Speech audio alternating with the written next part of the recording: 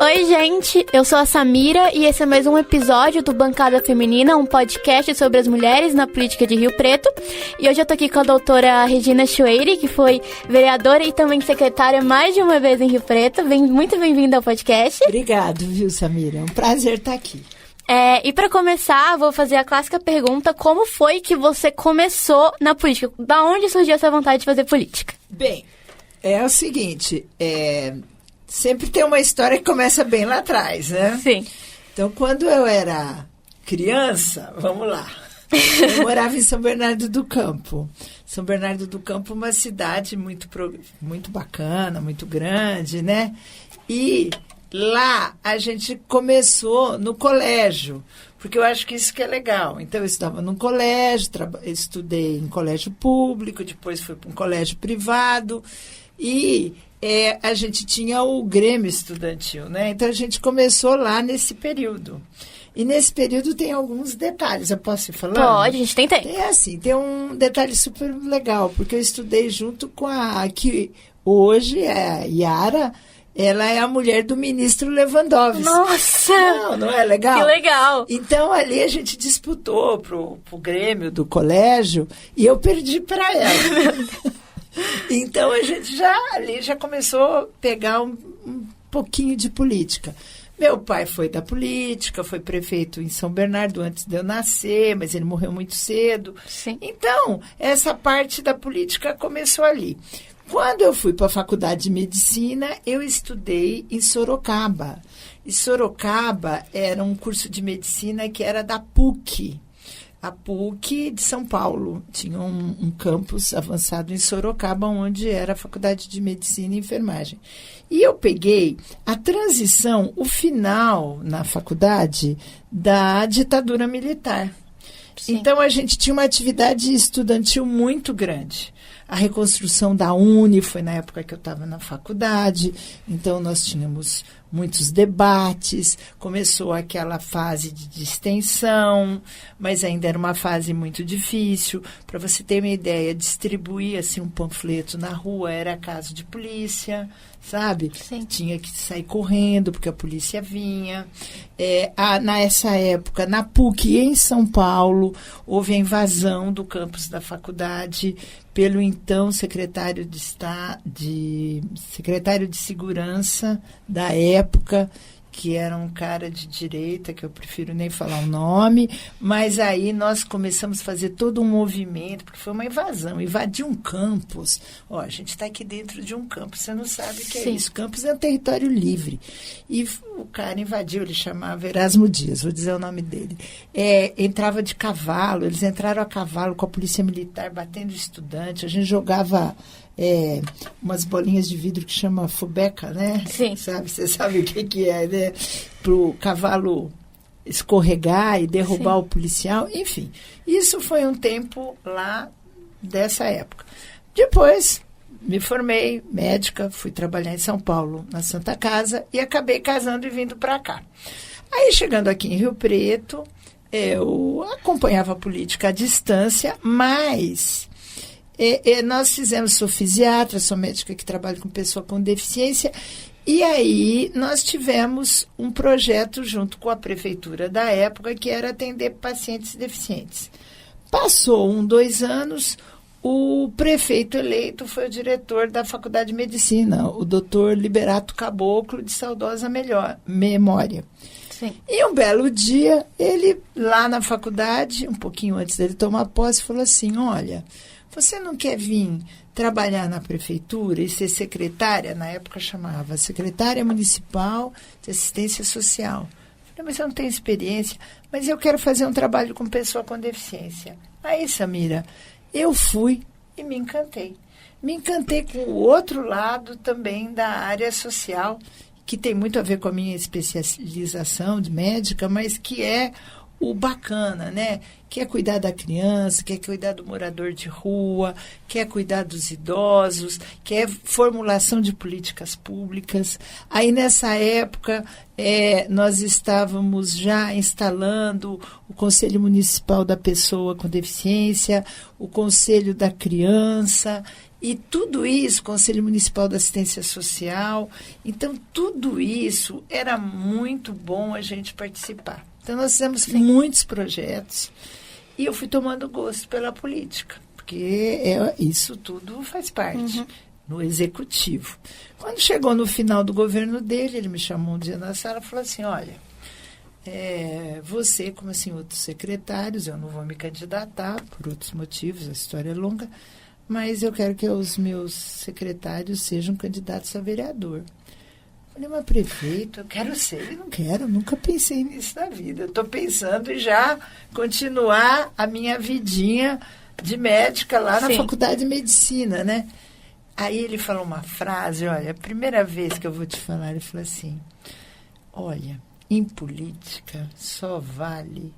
Já fiz muita coisa, eu gosto de política, mas tudo...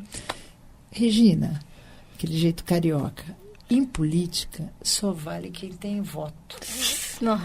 Olha, aquilo me magoou o coração, juro por Deus. Eu pensei assim, mas como? A gente fez tanta coisa, projeto do leite, desfavelamento, enfim, tantas coisas...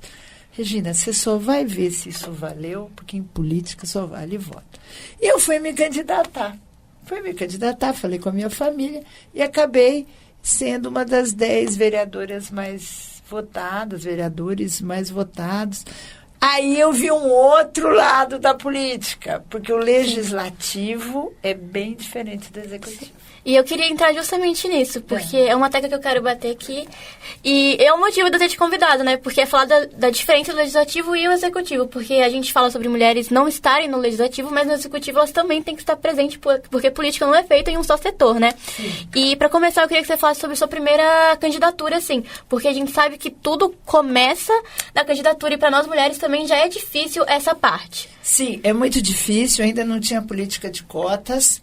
E aí o embate é muito grande, porque nós mulheres precisaríamos de mais apoio e mais favorecimento. Favorecimento é uma palavra muito ruim, mas eu penso assim, porque política, eu sempre falo, a mulher faz política o tempo inteiro. Quem que vai reclamar na porta da prefeitura porque não tem creche? A mulher. Sim. Quem que vai reclamar que a escola está com problema de banheiro, não sei o quê, que está deteriorado? A mulher. Quem que vai reclamar que não tem a saúde, falta médico no posto de saúde? É a mulher. Então, a mulher, a gente está fazendo política o dia inteiro, mas a gente precisa entender. Mas para fazer isso, a gente tem que deixar, porque nós já somos do cuidar, a gente também tem que deixar as nossas famílias. Muitas vezes nós sabemos que as mulheres, um grande número, é mãe solo, é chefe de família. Então, tem mulheres brilhantes, não só em Rio Preto, como em outras cidades, que poderiam estar na política, mas são chefes de família. Né? Estão cuidando da família. Sim. Então, a gente precisa ter maior apoio nesse sentido. E o legislativo é um embate constante. Enquanto que lá no executivo, a gente estava com a caneta e você faz parte de um grupo, eu acho assim, eu falo que todo mundo tinha que estar uma vez na prefeitura, porque é uma grande universidade, numa reunião de secretários você aprende um pouco de tudo, você aprende economia, você vê o trânsito, você vê o outro falar da saúde, da educação. Foi uma grande universidade para a minha vida. E a diferença é importante. Agora, o legislativo é difícil. Eu falo que a eleição de vereador, não sei se a Aine falou isso, é a eleição mais difícil que existe. É mais difícil que de presidente da República. Porque você tem 200, 300, 400 candidatos. E aqui nós temos 20 vagas agora, 25 vagas, na minha época era menos, mas para essas vagas. E todo mundo é candidato. Então você vai num nicho, e essa arte de transformar. As pessoas gostam de você, ou te admiram, e em voto não é qualquer um que tem. E aí os homens acabam tendo. E eu sofri muito preconceito. Eu sou de uma geração, nós éramos poucas, as candidatas, a gente sofria muito preconceito. Por sair à rua, por pedir voto, por ir numa reunião de bairro. os homens não entendiam, às vezes, nossa posição. Eles acham que a gente é mulher pública, e mulher pública tem outra conotação no Brasil, né? Então, sofremos bastante. E lá na Câmara, nós éramos em poucas. Então, daí eu fui vereadora, nós éramos 2 vereadoras na época, e sofríamos muito lá. Eu acho que o preconceito é coisa assim, que já está diminuindo muito, mas a gente precisava ter mais, porque nós temos mais de 52% de mulheres no Brasil, e nenhuma democracia é plena se a gente não tiver representatividade no legislativo, seja como vereador, seja como deputada ou senadora. Então, não é democracia. Você é maioria, mas quem te representa é uma minoria. Sim. Você entendeu? Sim. E as vagas na Câmara aumentaram, mas o número de mulheres só caiu, né? Caiu.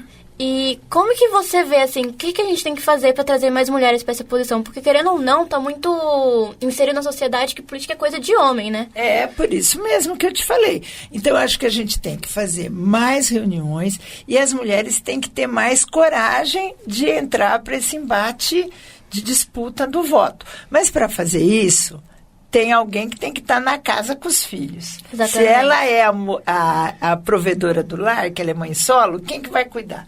Então, a gente precisa que as crianças estejam em lugares seguros, que elas tenham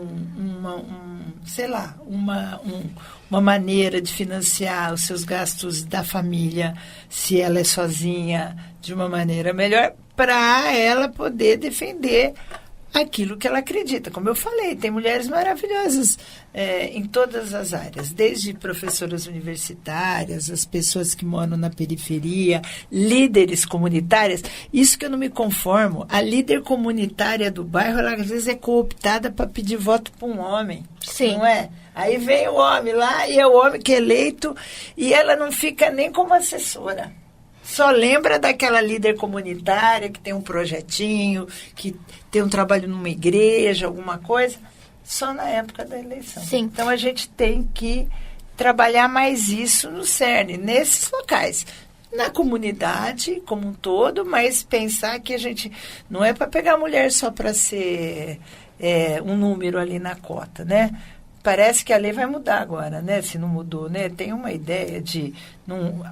porque os partidos, eles têm uma verba, né? Um repasse financeiro Sim. do fundo partidário, mas não tem que ser pelo número de mulheres que são candidatas, porque às vezes é só fachada. Atualmente é 30%. 30% para ser candidata. Tem que ser de eleitora. Eleita. Eleitora não, eleita. Então, daí tem que ser, se o partido elegeu 30% de mulheres que estão com mandato ali, aí sim ele recebeu dinheiro para outra eleição. Eu acho que por aí é resolver. Sim. E você tocou no assunto que é o que eu queria falar também, que quando a gente fala da mulher, na política ou em qualquer espaço, a gente não fala só da mulher. A gente tem que falar da mulher que vem com filhos, que tem dever em casa. Então, é todo um trabalho com políticas públicas para a mulher chegar até lá, né? É claro. Isso aí é fundamental. Eu lembro uma vez... era um domingo, tinha alguma coisa muito importante. Eu sempre tive uma pessoa que me ajudou em casa, que era uma mulher também, que se aposentou, mas teve todos os seus direitos assegurados, né? Tive uma moça que ajudou muito tempo eu em casa, infelizmente ela já faleceu, né? E ela ajudou a cuidar dos meus filhos. E teve um domingo, claro, era o final de semana, todos os finais de semana de folga dela. Ela trabalhava de segunda a sexta, sábado e domingo de seus direitos assegurados. Mas eu lembro que teve um problema do banheiro de casa. E eu tinha que ir para uma reunião importantíssima da CPI, que a gente trabalhou juntos numa comissão para verificar o problema do SEMAI, e entupiu tudo e aquilo vazou e não sei o quê. E onde estava meu marido? No futebol. Nossa! E eu lá, cuidando daquilo, falei, pelo amor de Deus, olha aí, né? Como é que pode? Não tinha celular na época, como tem hoje, para chamar. Então eu falei, olha, a mulher tem essa dupla jornada de trabalho. Então isso eu lembro. E você falou do SEMAI, eu também entrei nisso, porque eu conversei sobre isso com a Eni, e algo que hoje em dia é normal pra gente, né? Porque a gente tem o SEMAI o tempo todo, mas a gente não tem noção de tudo que aconteceu por trás. Foi. Eu acho assim, nós tivemos... Porque daí, depois que eu fui secretária, eu fui vereadora, mas daí eu quero fazer um registro, que depois no governo do prefeito Edinho Araújo, eu fui chamada para ser secretária. Eu já era eleita, mas eu fiquei com ele 2 anos na Parque da Cidadania. Sim. Que nós fizemos um trabalho maravilhoso, que foi o Parque da Cidadania.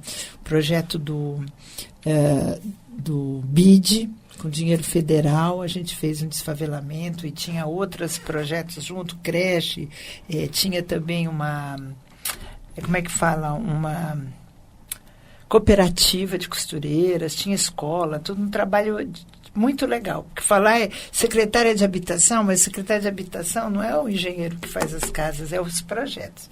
E depois, no governo do Valdomiro, eu fui a 2ª secretária da mulher, pessoa com deficiência, raça e etnia. Era esse o nome na época. Então, eu trabalhei nessas 3. Mas, voltando a falar do SEMAI, que foi um embate grande, voltando a falar, já que a gente está falando das vereadoras, foi um embate muito grande, porque eles queriam entregar o SEMAI. E nós fizemos uma comissão de vereadores maravilhosa, que tivemos mais 2 companheiros, Pedro Roberto, Celso também, eu e Eni, visitamos o estado de São Paulo inteiro, vimos como que tinha que ser o tratamento da água e fizemos uma mobilização com as igrejas, os clubes de serviço, e não se vendeu o SEMAI na época. Então, isso, assim, é um orgulho que nós temos. Sim, e você sofreu alguma hostilização na época? Nossa! Assim? Agora eu posso falar, a hostilização foi pouca, ameaça de morte. Nossa! Ameaça de morte. Se hoje tem os haters, né, que a gente pega lá no celular e nego xinga o outro na rede social, no nosso tempo tinha a carta anônima. Nossa. Você já ouviu falar nisso? Eu não. Então, gente, todo mundo de uma geração aí recebia carta anônima. E a carta anônima, assim, as piores coisas que alguém pode ler vinha na carta anônima. O endereço era falso.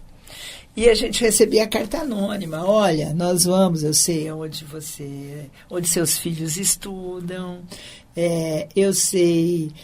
onde seu marido trabalha, onde você trabalha, o seu carro, a placa é tal. E aí eu vou contar uma história aqui, não sei se eu posso contar. Aí uma vez mandaram uma carta anônima para mim nessa época, com papel higiênico sujo de fezes. Meu Deus do céu. E acabando comigo. Mas aí não era tanto do SEMAI, era por outras votações que a gente fazia na Câmara. Aí eu pensei, falei assim, eu já sei o que eu vou fazer, né? Talvez até a pessoa, depois descobri quem era. Eu falei assim, eu fiz uma entrevista com um jornalista, falei assim,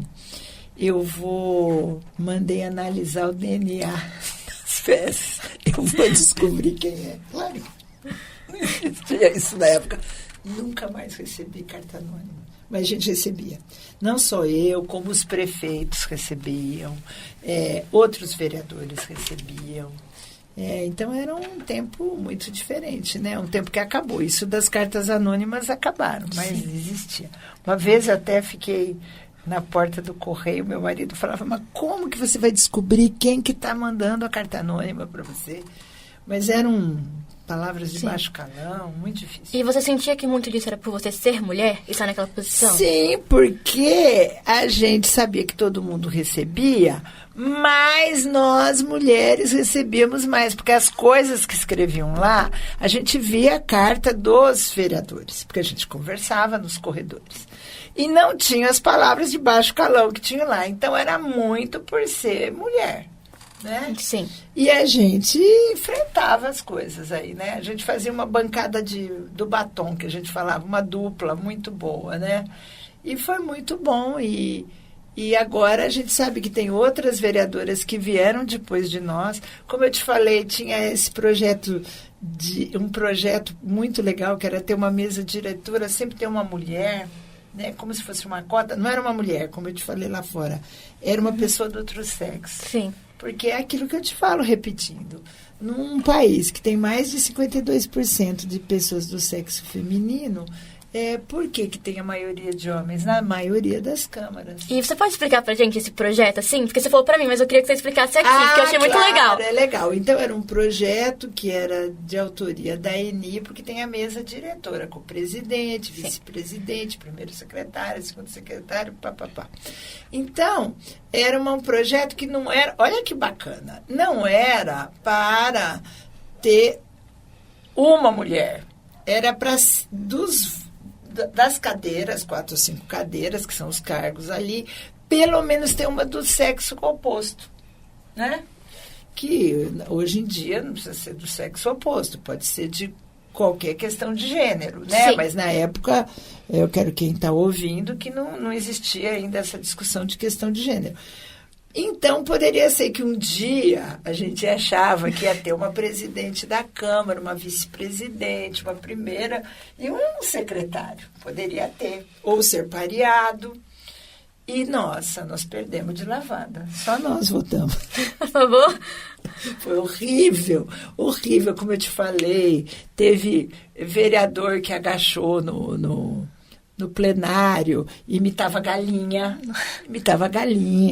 Então, assim, até o decoro ali, foi uma bomba aquilo lá, né? Sim. E como que você vê que a situação... Você acha que a situação mudou hoje em dia? Que vocês duas meio que pavimentaram para quem vem depois. Você acha que teve alguma mudança?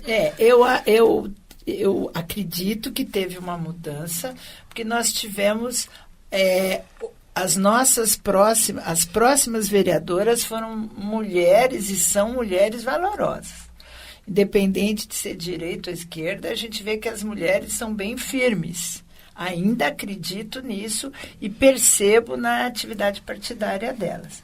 Agora, é uma pena que daí a cidade não elegeu mais mulheres, né? Tinham grandes nomes. Essa última eleição, grandes nomes. Eu não vou falar o nome aqui porque eu posso esquecer alguém, mas grandes nomes. E que a gente tem que continuar. Então, eu acho que temos que fazer assim. A minha solução, uma solução, né? É a gente fazer rodas de conversa, começar a trabalhar para o ano que vem, que vai ter eleição, né? Então, a gente já começar a discutir nos partidos, pensar quem são os melhores nomes, os grandes nomes, estimular pessoas. Eu conheço mulheres que não querem vir para a política, elas acham que vão se macular, que vão se manchar, que a política não é uma coisa boa, não, é uma coisa maravilhosa. Eu voltaria, faria tudo. Eu ainda acho que eu faço política de uma outra maneira, trabalhando com pessoas na minha área. Sim. E também você falou do movimento estudantil, que foi algo muito forte. Que muitas pessoas começam com isso. E eu acredito, assim, pelo que a gente vê hoje em dia, que deu uma diminuída, infelizmente. E como que você vê essa chegada dos jovens chegando até a política? Porque hoje em dia, por muita dessa discussão de esquerda e direita, acabou se tornando um tabu, né, falar de política. Sim, muito boa pergunta. Eu acho o seguinte, a participação do jovem hoje está muito... Eles são muito nas redes sociais. E a gente tem que trazer esse pessoal para a rua, porque não adianta só militar na rede social. Agora mudou, né? Eleição e tudo mais, as pessoas têm uma opinião lá, mas eles precisam vir para a rua e trabalhar isso. E aconteceu, acho que isso muito também por causa da pandemia. Sim. A pandemia acabou todo mundo ficando em casa e todo mundo acabou militando, ou está muito individual as coisas, né? Então a pessoa não sai mais para discutir num barzinho, ou discutir na esquina de casa, ou fazer uma roda de conversa com os amigos. Fica todo mundo se falando por celular, né? Eu vejo que eu tenho filhos jovens também, tenho uma filha jovem, é assim, mas não é desse jeito. A gente tem que ir para a rua. Então, e os partidos têm que ter uma linguagem, nem todo mundo está entendendo esse movimento dos jovens e entendendo que tem que captar. É um outro tipo de política. Sim. Agora, né? E a gente, infelizmente, vê que tem alguns da direita, da extrema direita, que sabem lidar bem online. Sim. Não vou dizer o nome deles aqui, né? Deputados e tal. Então a gente tem que pegar e também, e fazer isso com com os jovens de uma maneira geral. Fazer um trabalho nas escolas. Eu fui outro dia num trabalho que chama Mulheres em Ação. Muito legal. Eu fui convidada pela Mônica Galindo, que é da Unesp, um grande quadro, né? Uma grande professora, uma militante do movimento negro, do movimento de mulheres. Estavam também a secretária da mulher, uma juíza, e ela está fazendo um trabalho itinerante que vai nas escolas e discute, porque você tem que trabalhar na escola, né? Então, na sala de aula. E eu achei muito legal a participação dos jovens. Talvez seja por aí. Sim, e agora a gente vai entrar no seu trabalho como secretário, porque, como eu falei, política não é só legislativa, a gente faz política em outras áreas, e as mulheres têm que estar em outras áreas. E você falou que você trabalhou com 3 secretarias diferentes. E você também falou do seu trabalho com pessoas de rua, que é não um problema, mas é uma questão que existe ainda em Rio Preto. E como que você vê isso hoje em dia, assim? Bem, eu vou falar um pouquinho antes. Antigamente não tínhamos tantos moradores de rua adultos, né? Sim. Na época a gente tinha crianças de rua. E era muito triste. E a gente fez muitos trabalhos nesse sentido. Tinha um programa de São Paulo chamado Projeto Quixote, que veio para cá e trabalhou esses meninos. Muitos voltaram para casa, outros tomaram um outro rumo. Porque nem todo mundo... às vezes a gente acha que o lar é o lugar mais... polêmico isso. É que o lar é o lugar mais seguro para essas crianças. E essas crianças estavam na rua porque o lar era onde mais hostilidade eles tinham. Desde hostilidade, abuso sexual, violência e tudo mais. Então, a gente fez um trabalho legal. O morador de rua, acredito que uma parte desses moradores de rua... Morador de rua existe um fenômeno mundial. Não tem só aqui. Tem em todo lugar. Tem em Nova York, tem morador de rua. Tem um pessoal que, pela mesma coisa, ele quer ficar na rua. Agora, ele precisa ficar de uma maneira que tenha uma atenção. Eu acho que o trabalho do padre Júlio Lancelotti em São Paulo, que é um incompreendido por muita gente, até da própria igreja, eu sou católica, mas que eu admiro muito, é acolher e entender esse morador de rua e ver as razões por que ele está na rua. Claro que uma parte está lá por causa de droga, por causa de alcoolismo, mas tem um grupo que está lá, que está porque não tem para onde ir. E a gente precisa acolher essas pessoas, saber abordar essas pessoas. Demora, não vai ser com 6 meses que você vai fazer isso, não vai ser com 1 ano, mas é um trabalho que tem que ter sempre. Sim. E, igual eu falei, né, que o executivo também é importante e são cargos que a gente não tem esse poder de escolha. E o quão é importante, assim, porque muitas pessoas não têm essa noção, né, de que a gente não está escolhendo só uma pessoa para ficar ali. Essa outra pessoa, ela vai indicar outras pessoas também. Qual que é a importância de ter mulheres também presentes no executivo, além do legislativo? Ah, sim, porque, como eu falei, no executivo são muitas secretarias. Então, a gente existe, né, os secretários, para promover a política daquele prefeito que foi escolhido pela população. Sim. Ele apresentou um plano de governo e a gente tem que executar isso. Claro que à luz da legislação, porque a gente também não pode sair fazendo as coisas da cabeça da gente. Claro que à luz da parte econômica, mas a gente tem que ter aquele trabalho ali. As mulheres... E eu tive colegas até na área financeira, brilhantes, Mary Brito, brilhante, foi uma secretária que hoje está, se eu não me engano, em Olímpia, e uma secretária da área econômica muito importante. A gente tem um outro olhar, porque aí a gente se entende também, sabe? Porque tem muita briga de bastidor. Então, a mulher, ela vai olhar. Então, se a gente tem um orçamento pequeno, a gente senta com o prefeito e a gente tenta convencer dele escolher o que é melhor ali, de acordo com um olhar mais abrangente, porque nós temos essa coisa do cuidar. Isso acontece desde a época das cavernas. Os homens iam caçar e a gente ficava lá com aquela prole de filho, cuidando. Então, a gente tem esse instinto interno. Eu acho que é isso. Quanto mais mulheres, vai ter um olhar mais do cuidar da cidade. Porque a cidade não é só rua, não é só asfalto, não é só isso. Esse lado social é muito importante e tem que ser trabalhado em conjunto. São José do Rio Preto é uma cidade que é sede de um conglomerado de outras cidades, né? Aqui, sim, né? Tem região. até um nome, né? Sede de região administrativa. Região administrativa.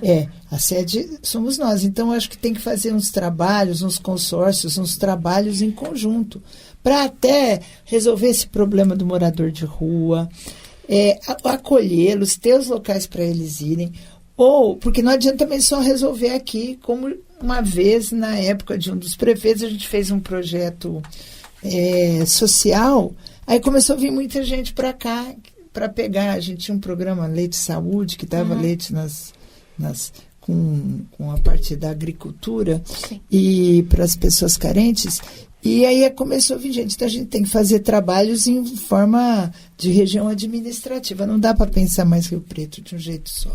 Sim, e um pouco atrás você falou sobre mulheres que são ativas dentro do próprio bairro, mas na hora de apoiar um candidato elas escolhem apoiar um homem. E qual que é a importância da gente eleger e votar em um candidato que nos representa? A importância total, porque boa pergunta também. É assim, eu acho que essas mulheres, elas têm baixa autoestima, né? Não estimulam elas a entender que elas que são o fator de mudança naquela comunidade. E a gente tem que eleger a pessoa, porque a democracia é isso, é você eleger pessoas que vão representar você.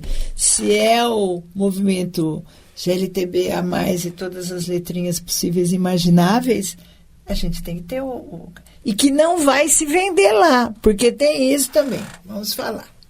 Então, às vezes, você tem um vereador, uma vereadora, que você acha que ela cooptou aquela liderança lá do bairro, a liderança trabalhou, pegou os votos todos, puxou votos para ela, chega lá, ela faz um acordo com o prefeito e não vota nada disso. Por isso que tem uma eleição dali 4 anos. Então, é muito importante você votar em quem realmente pensa como você. Sim, e para a gente finalizar, eu gostaria que você deixasse uma mensagem para as mulheres, para as eleitoras, para quem tem vontade de trabalhar com política também. Tá, olha, a minha mensagem é o seguinte: entre para a política. Eu fui muito ingênua em alguns momentos, né?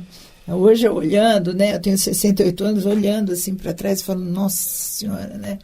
Eu fiz coisas erradas também. Fui ingênua. Acreditei em pessoas que também não eram as corretas na época. Mas a gente deve trabalhar a política. Tem que se candidatar. Comece no seu bairro. Comece numa ONG.